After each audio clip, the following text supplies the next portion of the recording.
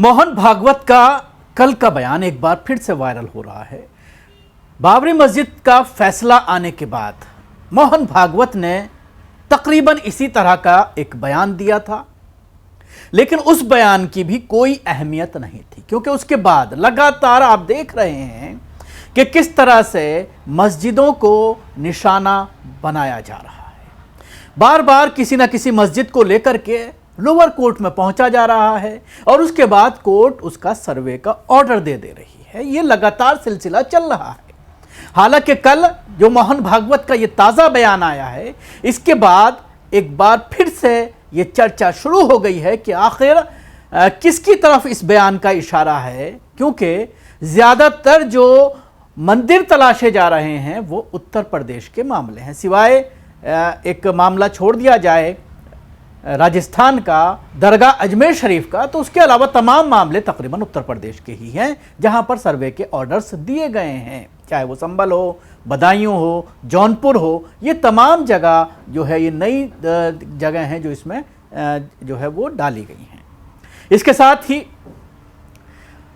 संभल के दंगे के बाद उत्तर प्रदेश के मुख्तलिफ इलाकों में मंदिर दरियाफ्त हो रहे हैं, मंदिर तलाश किए जा रहे हैं।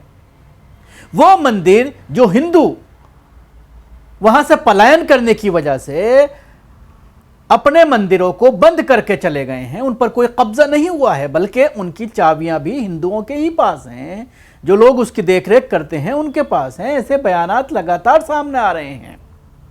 लेकिन उसके बावजूद इसके जरिए एक ये धारणा बनाने की कोशिश की जा रही है कि मुसलमान अपनी बस्तियों में गैर मुस्लिमों को इबादत तक नहीं करने देते, मंदिर में पूजा नहीं करने देते, इस तरह का आरोप लगाया जा रहा है। लेकिन जग जाहिर है सैकड़ों मामले पूरे देश में, खासतौर से बीजेपी शासित राज्यों में ऐसे सामने आए हैं, सैकड़ों नहीं बल्कि हजारों, कि अगर कोई अपने घरों में भी नमाज पढ़ रहा है तो उस पर ऑब्जेक्शन जताया जा रहा है। मस्जिद की बात तो आप छोड़ ही दीजिए, मदरसे बंद किए जा रहे हैं, मस्जिदों पर बिल्डोजर चल रहे हैं, ये तमाम सिलसिला चल रहा है। लेकिन दूसरी तरफ मंदिर दरियाफ्त किए जा रहे हैं। तो सबसे पहले बात करते हैं मोहन भागवत की ताज़ा टिप्पणी की कि आखिर संघ प्रमुख ने कहा क्या है। पुणे में एक कार्यक्रम के दौरान गुरुवार को भागवत ने कहा, राम मंदिर बनने के बाद कुछ लोगों को लगता है कि बाकी जगहों पर भी इसी तरह का मुद्दा उठाकर वो हिंदुओं के नेता बन जाएंगे। विश्व गुरु भारत विषय पर भागवत ने कहा कि राम मंदिर आस्था का विषय था और हिंदुओं को लगता था कि इसका निर्णय होना चाहिए। नफरत और दुश्मनी के कारण कुछ नए स्थलों के बारे में मुद्दे उठाना अस्वीकार्य है। साफ साफ कह रहे हैं। मोहन भागवत ने कहा है कि भारत को सभी धर्म और विचारधाराओं के सामंजस्यपूर्वक सह अस्तित्व का उदाहरण प्रस्तुत करना चाहिए। उन्होंने कहा, उग्रवाद, आक्रामकता, बल प्रयोग और दूसरे के देवताओं का अपमान करना हमारी संस्कृति नहीं है। यहाँ कोई बहुसंख्यक या अल्पसंख्यक नहीं है, हम सब एक हैं। इस देश में सभी को अपने पूजा पद्धति का पालन करने देना चाहिए। भागवत को ये बयान क्यों देना पड़ा है, ये नसीहत क्यों देनी पड़ी है? जून 2022 में भी मोहन भागवत ने मंदिर मस्जिद विवाद से बचने की नसीहत दी थी। तब बनारस की ज्ञानवापी मस्जिद के सर्वे का मुद्दा काफ़ी गरमाया हुआ था। ताजमहल को भी मंदिर बताते हुए सर्वे की मांग हो रही थी। संघ प्रमुख ने तब कहा था कि हर दिन एक नया मुद्दा नहीं उठाया जाना चाहिए। हर मस्जिद में शिवलिंग क्यों ढूंढना? अब अगर भागवत को फिर से उसी तरह की नसीहत देनी पड़ी है तो इसकी वजह अलग अलग जगहों पर नए नए मंदिर मस्जिद विवाद का सामने आना है। अयोध्या में राम मंदिर निर्माण के लिए अब आंदोलन चल रहा था, तब सुलह के पक्षकर हिंदूवादी नेताओं की यही मांग हुआ करती थी कि अयोध्या, काशी और मथुरा के विवादित धर्मस्थलों को अगर मुस्लिम पक्ष उन्हें सौंप दें तो हिंदू पक्ष भी बाकी तमाम जगहों पर मंदिर तोड़कर बनाई गई मस्जिदों पर अपना दावा छोड़ देंगे। लेकिन सुलह नहीं हो पाई। अब सुप्रीम कोर्ट के आदेश के बाद अयोध्या में राम मंदिर बन चुका है। काशी और मथुरा के मामले अदालत में पेंडिंग हैं। लेकिन अब ऐसे मुद्दे कि जैसे बाढ़ सी आ गई है, ऐसे मामलों की बाढ़ ना आए, इसी को लेकर केंद्र की नरसिम्हा राव सरकार ने प्लेसेस ऑफ वर्शिप एक्ट पास किया, जिसके मुताबिक 15 अगस्त 1947 को किसी धर्मस्थल की जो स्थिति थी वही स्थिति मान्य होगी, उस धर्मस्थल की वही प्रकृति मानी जाएगी। तो ये बयान जो है वो सामने आया है, लेकिन कितना इसका असर लिया जाएगा। 2022 में भी बयान दिया गया, जब बाबरी मस्जिद का फैसला आया तब भी बयान दिया गया, लेकिन उसके बावजूद ये सिलसिला लगातार जारी है। अब मैं आपको आइए दिखाता हूं कि जिस तरह से संभल में मंदिर तलाश किया गया था और तरह तरह के आरोप लगाए गए थे, कुएं को खोदा गया, उसमें मूर्तियां निकाली गई और उसको लेकर के जिस तरह से जो वहां के कर्ता धर्ता थे, देख रेख करने वाले, उनका ये कहना था कि 2006 तक हम यहाँ पर रहते थे और लगातार यहाँ पर पूजा होती थी, किसी ने कोई ऑब्जेक्शन नहीं जताया, कभी किसी ने हमें डराया धमकाया नहीं, हम अपनी मर्जी से ही यहाँ से इलाका छोड़ करके चले गए, उसके बाद से ताला लगा दिया गया। लेकिन उसके बावजूद गोदी मीडिया लगातार ये बताती रही कि 46 साल से मंदिर बंद था, उसको आज़ाद कराया है बाबा योगी आदित्यनाथ ने, और वो खुद खड़े होकर के ये कहते हैं विधानसभा में कि 46 साल के बाद मंदिर को आज़ाद कराया गया है। ऐसे ही संभल के सराय तरीन इलाके में भी एक मंदिर तलाश किया गया, लेकिन उसमें भी स्थानीय लोगों के जो बयान सामने आए। अब तीसरा मामला अलीगढ़ का सामने आया है। अलीगढ़ में पहले मैं आपको ये बाइट सुनवाता हूँ, वहाँ के जो एक सभासद रहे हैं पहले, वो किस तरह से इस पूरे मंदिर को लेकर के बात कर रहे हैं, जो कहीं ना कहीं दिखाने के लिए काफ़ी है कि किस तरह से ज़बरदस्ती के ये इशू बनाए जा रहे हैं। मस्जिदों में ढूंढना गलत है, ये आगे बढ़ती रहेगी बातें।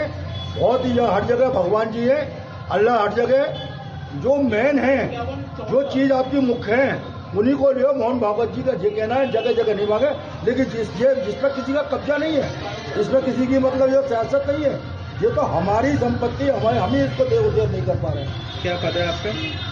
मेरे बृहद क्षेत्र में अनुसूचित मोर्चे में शोध विभाग प्रमुख हूँ। भगवासिया भाजपा का बृहद क्षेत्र पदाधिकारी हूँ। मैं आज इस जौहरी मंदिर को हिंदू संगठनों को उजागर करने आया हूँ और जगाने आया हूँ कि ये इतना मशहूर जौहरी मंदिर है, हरिहर बगीचे के सामने, खैर बाईपास रोड है ये, चरक वाले चौराहे के पास में, और इसका कोई उद्धार नहीं हो रहा। सन 1973 का ये बना हुआ है। सन 1973 से इसकी दुर्दशा ये पड़ी हुई है। तब का मशहूर मंदिर है, मशहूर जौहरी मंदिर है। ना तो इसको कोई हिंदू संगठन देख पा रहा, न इसका सुधार कर पा रहा। देवी देवता अंदर बंद पड़े हैं, जाने कब से ताला लगा हुआ है।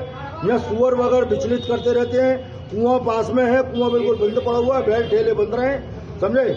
मेरा हिंदू संगठनों से ये निवेदन है और माननीय उत्तर प्रदेश के मुख्यमंत्री योगी आदित्यनाथ जी से निवेदन है कि इस मंदिरों का जो अपनी संपत्ति है, अपने उसमें पड़े हुए, किसी का कोई कब्जा नहीं है, इन्हीं को मतलब जो उद्धार करा जाए, इन्हीं का सौंदर्यीकरण कराया जाए, तब कहीं और मंदिरों पर और उसमें मतलब ये देखें। ये मशहूर है जौहरी मंदिर है।